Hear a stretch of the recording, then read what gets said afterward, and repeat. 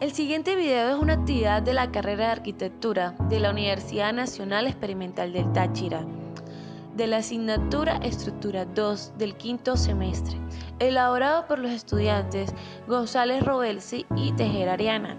El mismo es asesorado por la ingeniera especialista en estructuras Erika Berú. De una manera clara y sencilla explicaremos características principales y cómo se comporta estructuralmente los sistemas de arco, bóveda, cáscara y cables. ¿Qué son sistemas estructurales?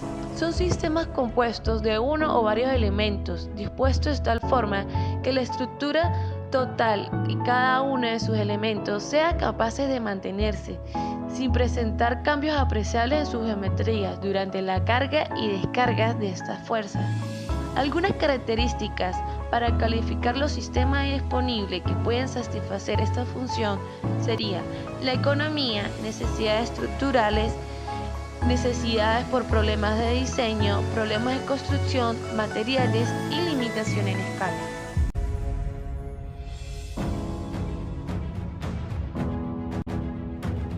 Cables son estructuras funiculares que se han utilizado extensamente a lo largo de la historia. Hay muchos ejemplos de puentes colgantes en China, India y Sudamérica, con materiales de tipo bambú, cañas o cuerdas, aunque hay evidencia de puentes hechos con cadenas en China en el primer siglo después de Cristo. También se utilizaban para construir tiendas e incluso en estructuras importantes, como es el caso de los anfiteatros romanos.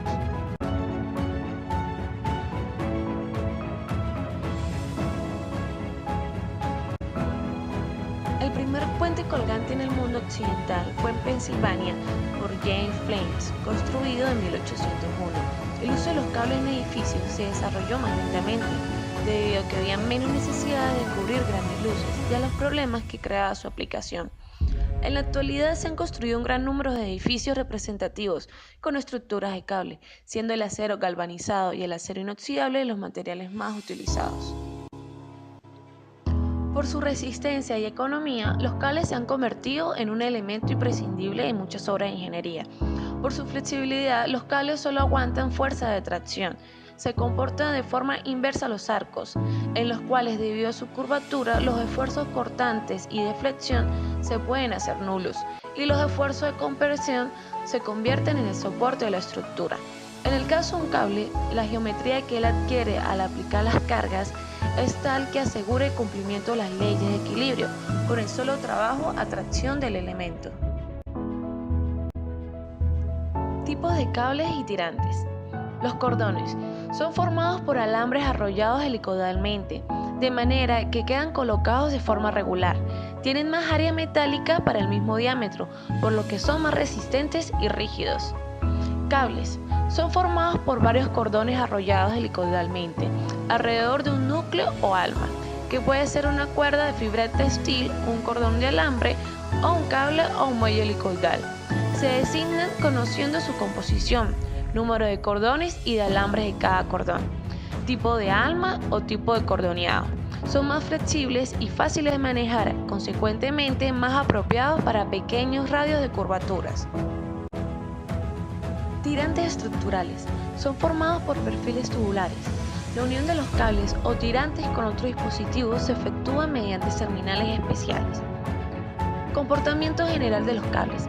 El comportamiento de los cables se adapta de acuerdo a una forma poligonal, los cuales son cargas concentradas, actuando el peso propio o cargas uniformes distribuidas en una proyección horizontal, en función a la carga actuante. Al combinar distintos tipos de cargas, se producirán formas combinadas, de manera que la carga mayor definirá la forma dominante. La intensidad de las tracciones desarrolladas en el cable y de los empujes en los apoyos depende de la magnitud, posición de la carga aplicada y de la flecha. Por eso, cuanto mayor sea la flecha, mayor será la longitud del cable, tendido entre dos puntos fijos, siendo menores los esfuerzos y empujes, disminuyendo consecuentemente la sección del cable y viceversa. Para una flecha y longitud menores se producen unos esfuerzos mayores y se necesita un cable de mayor sección y por tanto más pesado.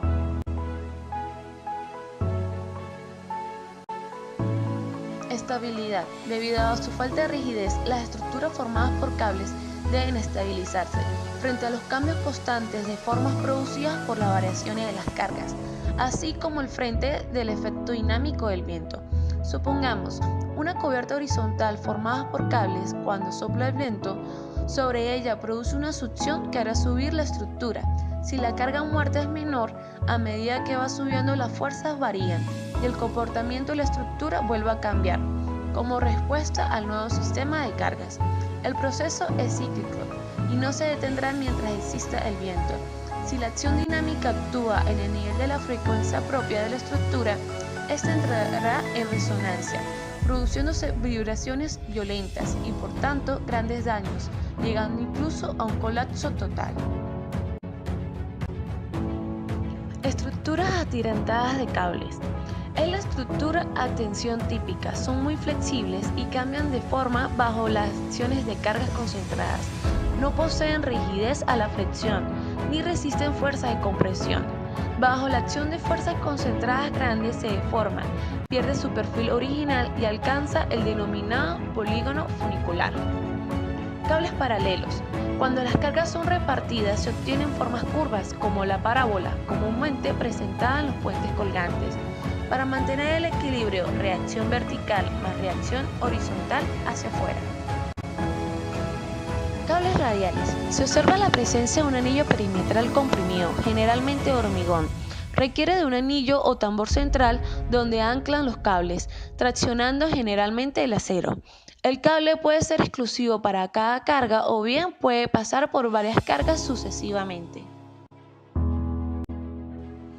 Cables biaxiales. El cable estará trabajando en tracción pura. Son estructuras ligeras aptas para cubrir grandes luces. No constituyen una estructura autoportante. El diseño exigirá estructuras auxiliares y pueden tener un estado de tensión unidimensional. En su forma recta se encuentra el cable tensado y en los curvos la forma catenaria, que sería una forma bidimensional. Celosías de cables. Es un sistema triangulado compuesto por elementos estructurales, normalmente rectos e interconectados. Los elementos individuales se interconectan en los nudos, que suelen ser considerados uniones nominalmente articuladas. El esfuerzo principal sobre cada elemento es atracción o comprensión. Cuando las uniones de los nudos son rígidas, se introducen entre sí. Características estructurales. Resisten únicamente a esfuerzos de tracción pura. La forma responde a las cargas. Cualquier cambio en las condiciones de carga afecta la forma. Carecen de rigidez transversal. Las cargas pueden ser muy grandes en relación al peso propio y no constituyen una estructura autoportante. Relación trazado-esfuerzos. El cable adopta la forma de las cargas. Por ejemplo, la plomada nos indica la verticalidad de la fuerza de gravedad del peso de la misma carga en la forma del cable que lo sostiene. Si aplicamos una fuerza horizontal en cualquier punto de dicho cable, la forma del mismo se modifica en función del valor de dicha carga.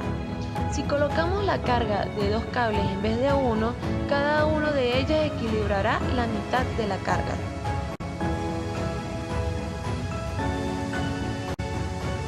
Separando los puntos de amarre, la carga quedará suspendida en el espacio creado, y así el cable transmitirá la carga a ambos lados, cubriendo el espacio.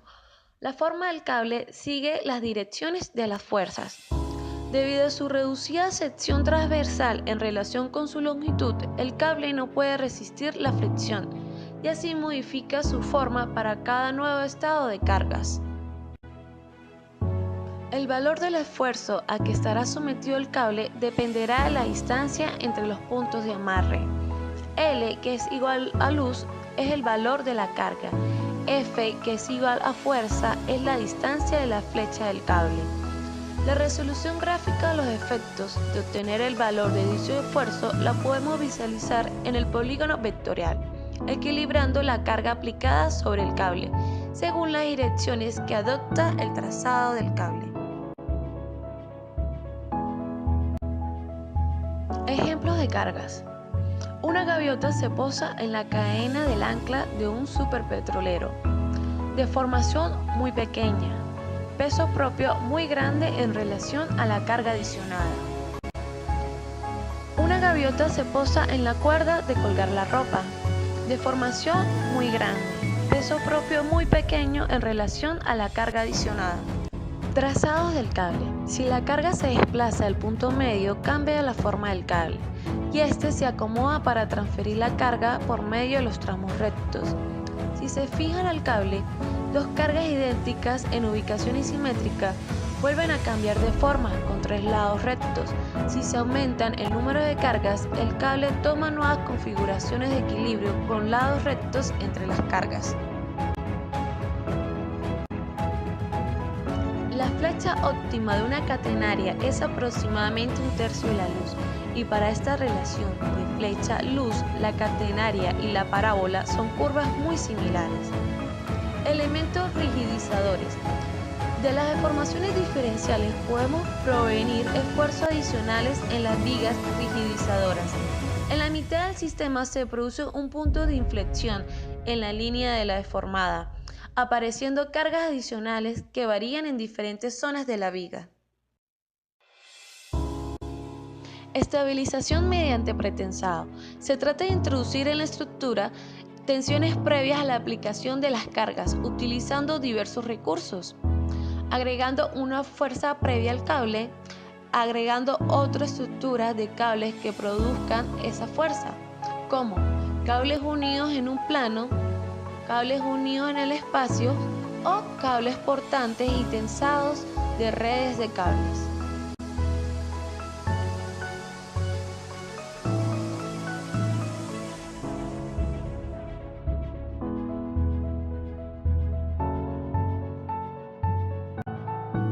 Se agrega al cable portante un cable estabilizador. El cable portante y el cable estabilizador se encargan recíprocamente el pretensado del sistema en el punto de cruce de ambos cables.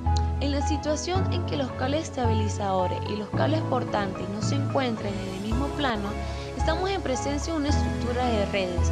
En una red de cables, la distribución de carga se modifica en cada punto. Esta no se mantiene igual sobre toda la superficie. La combinación de cable portante con cable estabilizador se puede cerrar en una malla que conduce a las telas estructurales.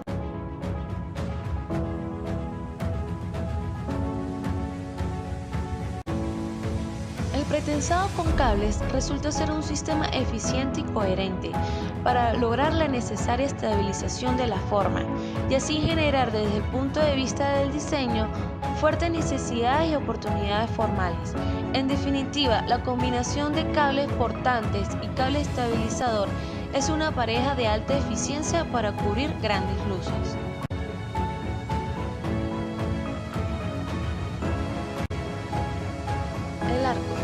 El arco posee en la historia de la construcción un periodo de más de 6.000 años. Aparece por primera vez en la arquitectura de Mesopotamia y se transmite a Europa mediante su uso en el Imperio Romano, hasta alcanzar su máximo esplendor en el siglo XVI. Esto se produce debido a la intuición básica de los constructores medievales, que sin conocer la teoría del arco, construyeron catedrales y puentes que permanecen aún edificados. La historia del arco se puede decir que pasa por tres etapas. Una primera en la que se elaboran arcos siguiendo la intuición y experiencia de los constructores. Otra en la que se extraen propiedades empíricas en modelos geométricos. Y una tercera en la que los modernos modelos analíticos permiten saber cómo funciona un arco. En el nacimiento de nuevos estudios se resolvió en gran medida la teoría del arco, de su trabajo y de las causas de su desplome. En el empleo de nuevos materiales constructivos a comienzo del siglo XX, como era el hierro, el acero y el hormigón armado, permitió igualmente la construcción de arcos continuos de gran tamaño, recayendo su construcción más hacia el área de la ingeniería que el de la arquitectura. El arco es un elemento constructivo de directriz en forma curvada o poligonal, que salva el espacio abierto entre dos pilares o muros, transmitiendo todas las cargas que soportan los apoyos, mediante una fuerza oblicua que se denomina empuje, Para contrarrestar estas acciones se suelen adosar otros arcos para equilibrarlos, muros de suficientes masas en los extremos o un sistema de arrostramiento mediante contrafuertes o arbotantes. De esta forma el arco es un sistema en equilibrio por su propia morfología. Las dóvelas están sometidas fundamentalmente a esfuerzos de compresión. Un arco, desde el punto de vista de análisis estructural, es en definitiva una estructura hiperestática o estáticamente indeterminada de tercer grado. Por esta razón, tres articulaciones harían de un arco una estructura estáticamente determinada, isoestática. Esta idea permite averiguar el valor de la carga de ruptura o desplome de un arco. A partir de la estructura de un arco se deducen otros elementos constructivos habituales en la arquitectura, como lo son las bóvedas y las cúpulas. Elementos del arco. La clave, a veces denominada también como corona o dovela central, es la dóvala del centro que cierra el arco. Es la última que se coloca en la cimbra, completando el proceso constructivo del arco. La clave suele ser la dóvela de mayor tamaño y para proporcionar estabilidad del arco y la más pesada. Las dóvelas adyacentes a la clave se denominan contraclaves. Las dóvelas son las piezas en forma de cuña que componen el arco y se caracterizan por su disposición radial. El arranque o salmer es la dóvela o elemento inferior donde se inicia el arco y el asiento de apoyo es el elemento donde descarga. La arquivolta es cada uno de los pilares o molduras que forman una serie de arcos concéntricos, decorando el arco de las portadas medievales en su parámetro exterior, recorriendo su curva en toda su extensión y terminando en la imposta. Intrados es la superficie interior. El estrado, también llamado trados y espalda, forma la exterior. La imposta o arranque es una moldura o soledizo sobre la cual se asienta un arco o una bóveda. A veces transcurre horizontalmente por la fachada de los muros del edificio, separando las diferentes plantas. Al conjunto de dóvelas, desde el arranque hasta la clave, se le denominan riñón. Flecha. La flecha es la altura del arco que se mide desde la línea que arranca hasta la clave. Luz es la anchura de un arco. En algunas ocasiones se denomina también intercolumnia. Tipos de arco por su forma. Arco de medio punto. Es equivalente a media circunferencia y también llamado arco romano. Fue el más empleado en épocas romanas, medievales y renacentistas. Arco peraltado o realzado. Es un arco que presenta una altura mayor que la mitad de su luz, teniendo su arranque por encima del nivel de las impostas. Fue empleada por los bizantinos, visigodos e islámicos, ya que querían realzar sus vanos. Arcos rebajados. Se conoce como arco rebajado al que tiene una menor altura que la mitad de su luz. Arco carpanel o apainelado. Se compone de varias porciones de circunferencias tangentes entre sí y con sus propios centros cada una. Su flecha es menor que la semiluz, de ahí que tenga un aspecto rebajado o semielíptico. Arco abatido o deprimido. Formado por un número impar de arcos cuyos centros se hallan por debajo de la línea de impostas y los laterales a la altura de la misma. Arco apuntado u ojival. Sus dos segmentos de arco forman un ángulo en la clave, con intrados cóncavos. Es característico de la arquitectura gótica y muy empleado por las islámicas. Arco conopial, formado por 4 arcos, superiores convexos e inferiores cóncavos, y 4 centros, 2 inferiores para las ramas bajas y 2 superiores para las altas. Es un arco que se emplea de forma especial en la Baja Edad Media y en la arquitectura inglesa del siglo XVI. Arco Tudor es una variante del arco conopial, apuntado y cuya rosca comienza en un cuarto del círculo, para continuar hacia el vértice en línea recta. Surge a finales del medievo y es característico del gótico inglés durante el reinado de Enrique VII y los Tudor. Arcos de herradura es el que posee más de media circunferencia y los arranques vuelan tanto como la imposta. Lo tenemos de medio punto o apuntado. Características estructurales. La comprensión pura de los arcos y la consideración compleja a veces del fenómeno del pandeo dará secciones y forma de las secciones diferentes, más importantes o con mayor peso. En un caso, la flexibilidad permitirá la adaptación a la forma necesaria. En el otro, la rigidez del arco llevará a que no la pueda hacer, resultando que el arco será funicular, solo para un estado de carga particular. También esto lleva a dar secciones para el arco sensiblemente más importantes. Existen otras diferencias y complejidades, por ejemplo, en la fijación del arco a los apoyos, en el que la rigidez del arco generará nuevas particularidades y complejidades. Relación entre cable suspendido y arco funicular. Los arcos pueden desarrollar las siguientes cargas debido a su forma o su composición: una carga puntual, 2 cargas puntuales, 3 cargas puntuales, 6 cargas puntuales o una carga continua. Los arcos generan fuerzas horizontales que se deben absorber en los apoyos mediante contrafuertes o tensores.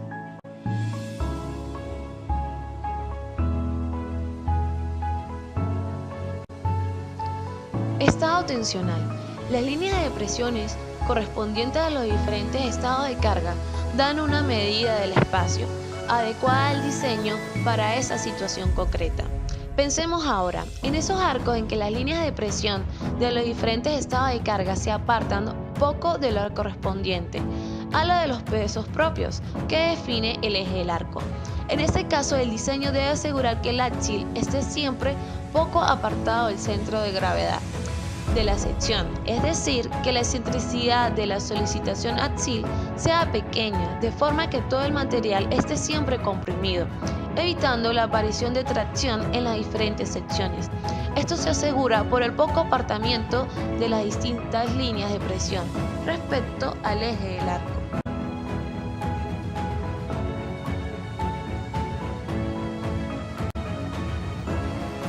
Bóveda. En la historia de la arquitectura, las bóvedas de fábrica, es decir, elaboradas con ladrillo o piedra, tuvieron un papel preeminente en la edificación del edificio y han perdido protagonismo con la generalización de las técnicas y materiales de construcción modernos.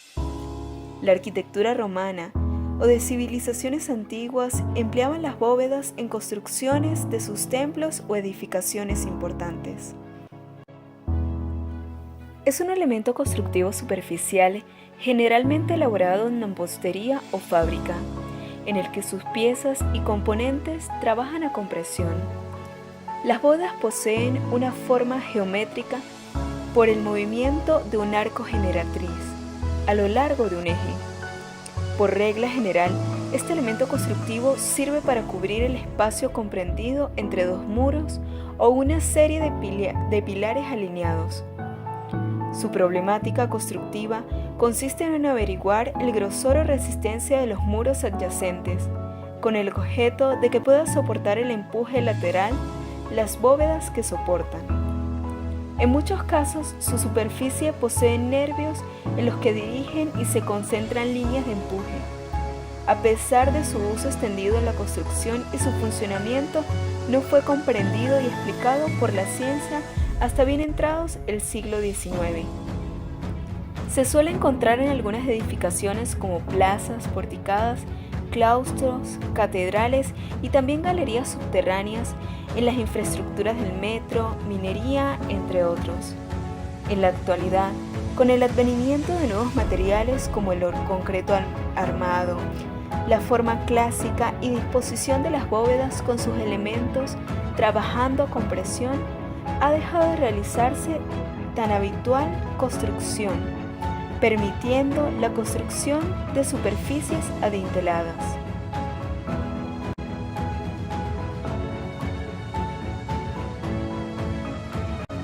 La forma geométrica de la bóveda se genera mediante traslación en el espacio de arcos iguales, adecuadamente trabados, para obtener finalmente un elemento constructivo superficial, es decir, que el arco es la generatriz de la bóveda. Las bóvedas son estructuras apropiadas para cubrir espacios arquitectónicos amplios mediante el empleo de piezas pequeñas. Su geometría puede ser simple o doble curvatura. Un ejemplo de la geometría simple se encuentra entre las bóvedas de cañón. De curvatura más compleja son las aristas, que son las del cruce de bóvedas de cañón. En muchos casos, la bóveda posee una planta cuadrada o una planta rectangular.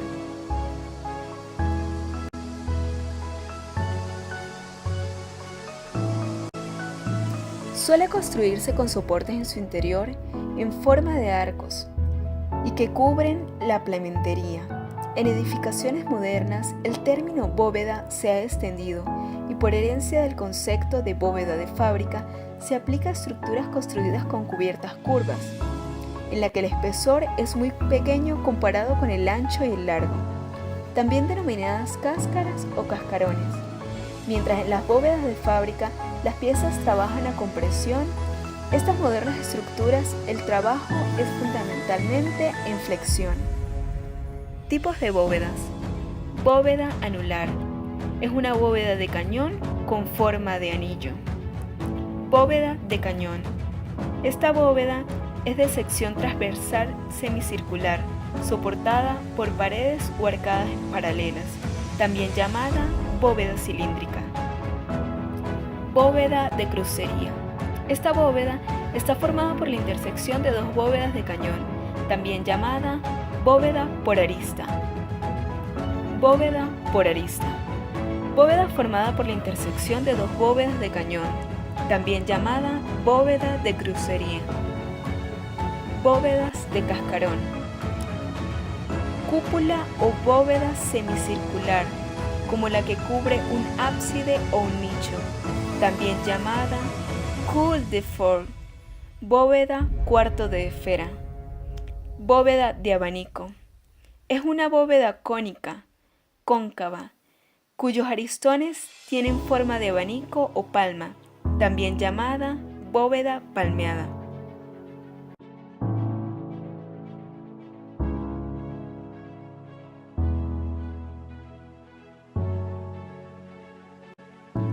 Funcionamiento estructural.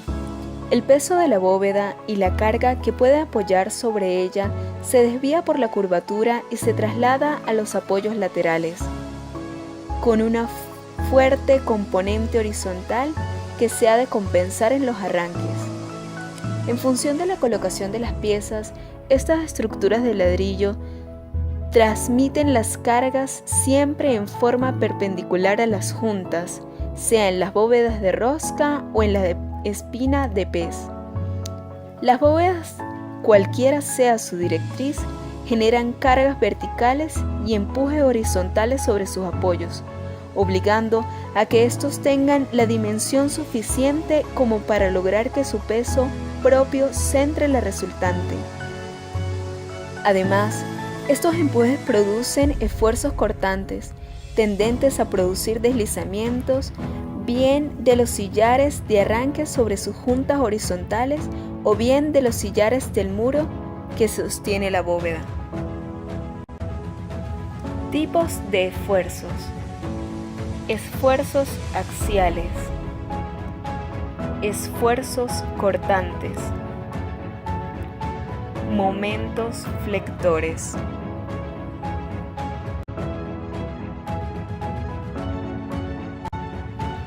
Cáscaras. El desarrollo de los cascarones se produce con la aparición del concreto armado y el desarrollo de métodos de análisis a finales del siglo XX. A pesar de esto, es la década de los años 20 cuando se produce un verdadero aumento del número de estructuras tipo cascarón construidas. Esto se debe a la formulación de la teoría de los cascarones, que fue simplificada para formas esféricas y cilíndricas. Además de ello, aparecen nuevas formas. Por otro lado, en esta época también aparecieron nuevas técnicas constructivas que permitieron este desarrollo como los elementos del pretensado. Es importante señalar que tan solo las formas anticlásticas, como el paraboloide hiperbólico, pertenecen realmente a la era moderna. Su éxito inicial se debió a la necesidad de cubrir grandes áreas con métodos eficientes y baratos, sin tener que construir grandes estructuras de andamiaje. La eficiencia de estas estructuras se puede comprobar con la relación del espesor radio de las cúpulas construidas en la historia.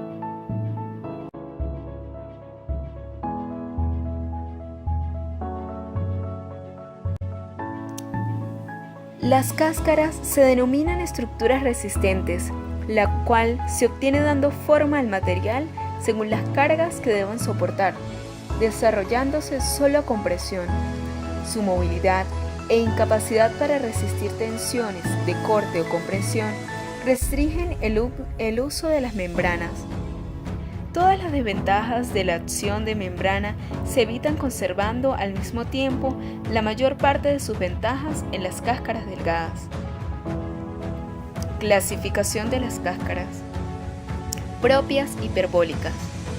Hiperboloide de revolución, hiperboloide hiperbólico. Propias elípticas. Cúpulas. Paraboloide de revolución. Elipsoide. Paraboloide elíptico. Impropias superficies de revolución. Cilíndricas. Cónicas.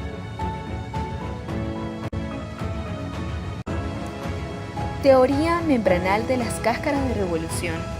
La superficie media se genera por la rotación de una curva alrededor de un eje de la cáscara. Esfuerzos normales N y tangenciales T. Corte Q.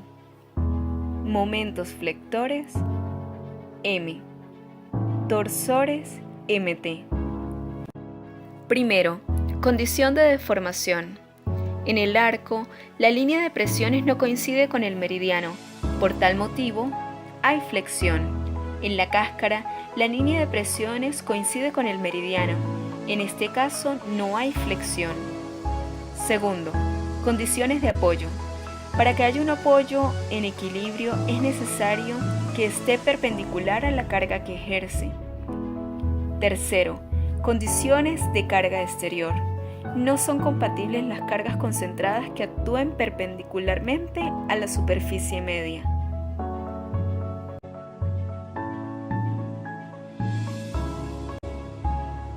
Caso referencial: Bodega Protos, Richard Rogers y Alonso Balaguer. Es una empresa vitivinícola española situada en el continente europeo, en España, Valladolid. En abril inició la construcción de una nueva bodega de 20.000 metros cuadrados, con capacidad de almacenaje de 3.500.000 botellas. Fue inaugurada en 2010 y se invirtieron en su construcción 36 millones de euros. La nueva bodega es obra del estudio de arquitectura Roger Steel Harbour & Partners, diseñado por Richard Rogers, Premio Pritzker de Arquitectura en 2007.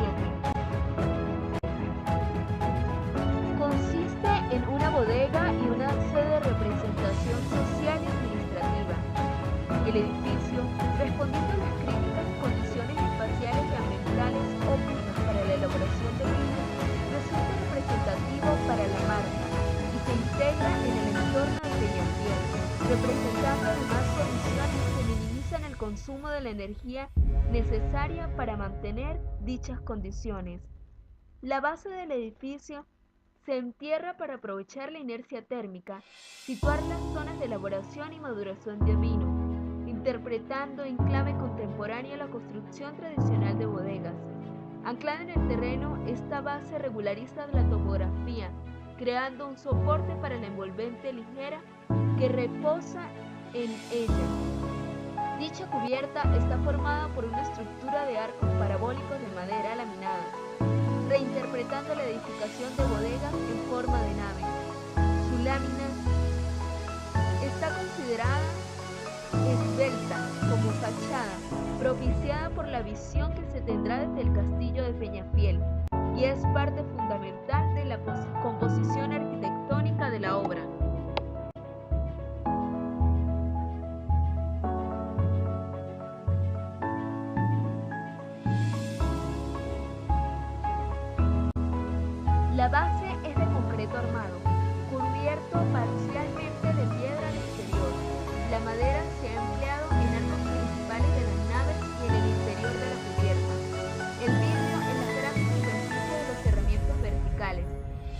embargo, la práctica totalidad de las conexiones entre elementos estructurales se ha realizado mediante uniones de acero inoxidable con arrastramiento con cables tensados entre conectores y correas. El más utilizado es el ANSI 304, en múltiples funciones y versiones por sus excelentes cualidades estéticas y funcionales, midiéndose en nobleza con otros materiales empleados en el proyecto, como la piedra natural de los basamentos, la cerámica de las bóvedas de cubierta o la madera de los arcos principales. Este material se muestra siempre útil para adaptarse a cualquier trabajo o institución, constructivamente sincero y capaz de soportar las más duras condiciones ambientales. 240 genéticas de elementos y más de 1000 tipos de distintos de piezas de acero inoxidable podemos encontrar en este proyecto. Es el responsable de unir, anclar y fijar elementos constructivos, recibir y trasladar fuerzas, conectar sistemas estructurales, trasladar y evacuar aguas, y en su función más noble, dar seguridad a los ocupantes, a través de barandillas, bordes e incluso forjado.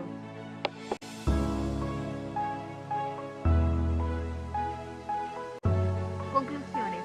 A través de la historia, el ser humano siempre ha concebido las estructuras como refugio. Con el tiempo se han diversificado. Gracias a la invención de nuevos materiales y técnicas constructivas, ahora es natural ver edificaciones que utilizan diversos sistemas, y las mismas se convierten en un hito, donde se implantan. Todo esto gracias al trabajo que siempre tiene que ir de la mano con los profesionales de la arquitectura y la ingeniería, para que las